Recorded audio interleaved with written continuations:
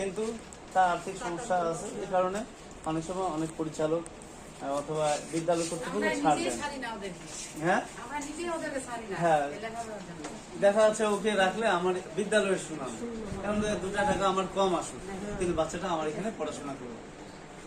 তো এই বাচ্চাগুলোকে আমরা যথাযথভাবে জ্ঞান দেওয়ার চেষ্টা করব।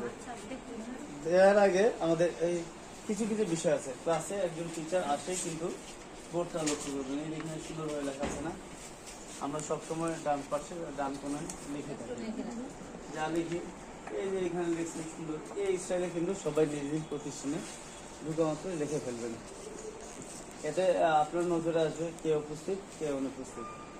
আপনি ব্যক্তিগতভাবে যদি না পারেন, স্কুলের ফোন আছে, প্রতিদিন কিন্তু এটা করা উচিত, যে আসলো না এই বাচ্চাটা কেন আসেনি, একটা মিনিট ফোন দিয়ে দিই যে আপনার